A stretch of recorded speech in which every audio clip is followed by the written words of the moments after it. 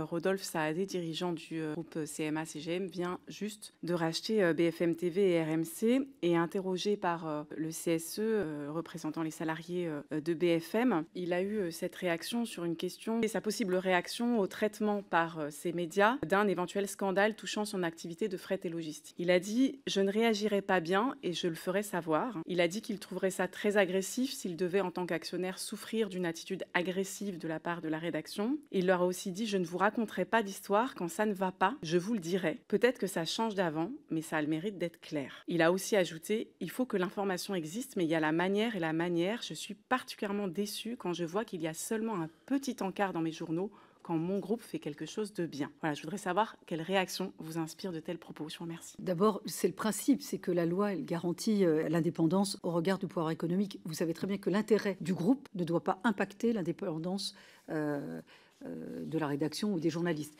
Puisque d'ailleurs, je vous renvoie à la loi Bloch. Les critères sont très précis s'agissant des journalistes avec le droit d'opposition, cette indépendance, notamment sur la cession. Mais il y a quand même beaucoup de garanties dans le cadre de la loi Bloch. On peut d'ailleurs, parce que j'ai remarqué que sur les chartes, je regardais sur les critères, il y a des chartes qui ont été, qui sont prescrites dans le cadre de la loi Bloch et d'autres ont été ajoutées. Et il y a certains comités qui sont même inconnus vis-à-vis des journalistes. Il y a des chartes, alors que les chartes existent depuis longtemps. J'ai vu que la première était datée de 1918. Et donc, ces chartes de déontologie, de garantie d'indépendance, qu'on ne contraigne pas le journaliste à faire ce qu'il ne veut pas faire. On a des chartes, on a des comités, il y a des codes de déontologie. Et peut-être qu'on peut travailler sur les chartes ou sur les comités pour les rendre plus visibles. Aujourd'hui, la loi est très claire.